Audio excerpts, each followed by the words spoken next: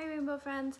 Okay, so today on Wednesday I wanted us to read a story about how things work. And last time on Monday we read a story about wheels and axles. And I saw that some of my friends made really great connections, just like Charlie. If you turn any of your car toys or vehicles upside down, you can find the wheels and axles that the axles that connect to the wheels and make the car wheels and tires turn. So today we're going to learn about how screws work. So let's jump into it. All right, so Screws by Andrea Rivera. So I know we've probably all seen some type of nail or screw that looks similar to this, either when you've seen somebody in your family building like a shelf or a desk or a little table or something. And if you look at tables or chairs, if you have stools in your house and you kind of flip them around or you go investigating, you can find that you can see just the tops of these screws poking out of the furniture, and the screws keep everything together. So let's see. All right, what's the science behind screws? Screws are simple machines. They lift and lower objects. They also hold objects together. So screws themselves are kind of like simple machines. See, if you have a porch or a deck, the wood that's on there is kept together with screws. A screw has a thread. The thread is a ridge. It wraps around the screw at an angle. So the thread are all these little spinny ridges that you can see. And it goes down in an angle, like it's slowly slanted downwards. And that's what helps it get grip.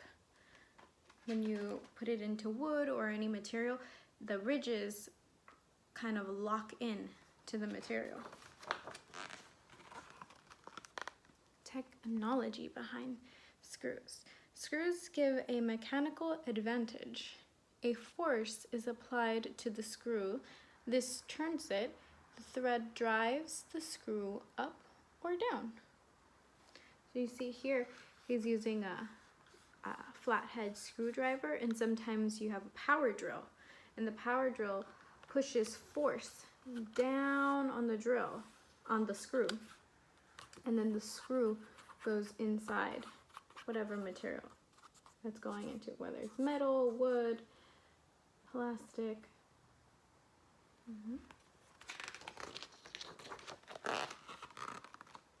The engineering behind screws. The lid of a jar is a screw. This screw is large and wide. Its threads are rounded.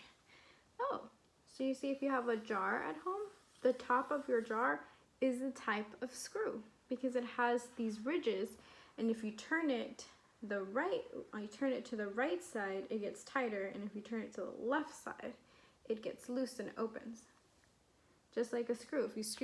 If you have a screw and the power drill is turning it to the right side, it tightens it down into the wood. But if the drill is going the left side, it pulls the screw out.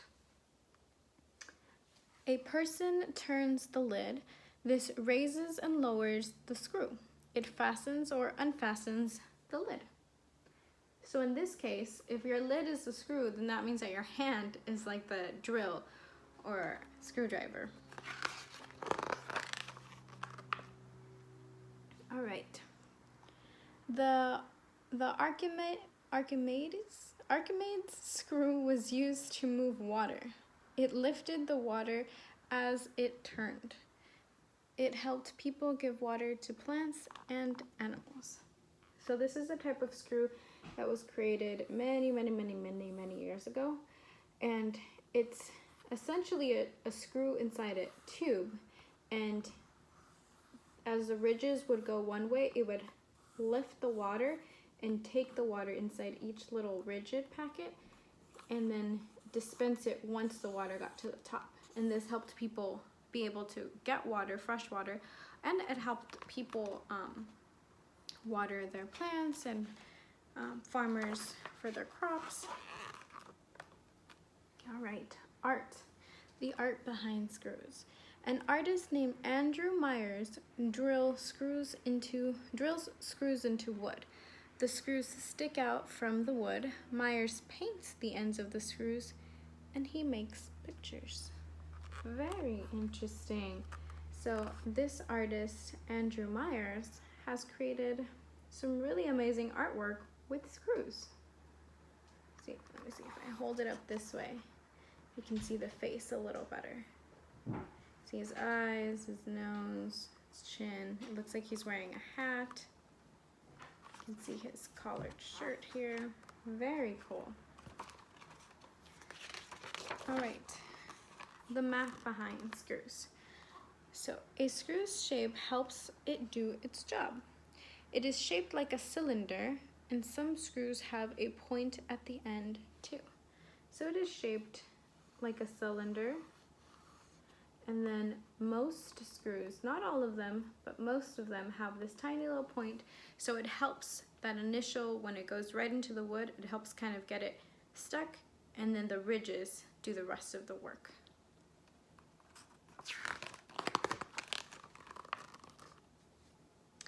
There are many kinds of screws.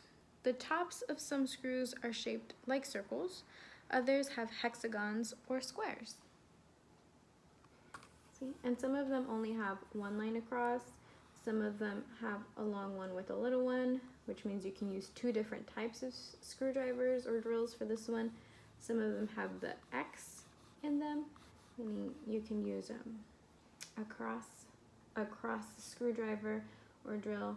Some of them have hexagons in it, so you can't use a regular straight drill or cross drill. You need a hexagon, or they're called these little L-shaped. They're like little L-shaped screwdrivers that you put in, and it fits perfect like a puzzle piece, and then you can turn it. And then sometimes the entire nail is the shape of a hexagon, and then other times they're just square. So they come in many different types of shapes and sizes too. The base of a light bulb is a screw. It helps a light bulb fit into a socket. When a person turns a light bulb, it slides into the socket. A car jack can lift part of a car off the ground. It uses a screw. The user turns the screw. This raises the jack. A screwdriver is a tool for turning a screw. Turning the screwdriver drives the screw in or out. So just like the jar, a light bulb also has a form of screw at the top of it. All right, my friends, that is it for our story. But very interesting. Screws. I didn't know that the top of a jar was considered a screw, or for the light bulb either, but it's true. It does have ridges and it turns to get tighter or looser. Very interesting. How about my friends put on their detective hats and get their magnifying glass and see if they can find some screws today around their home. And if you find one, find two, find three, however many you want to find, just send me a picture of where you found it. It'd be really interesting to see where you find these screws, because they keep things together, they hold things in place. They're very essential for a lot of things that we use. So can't wait to see if my friends find any, but have a great Wednesday.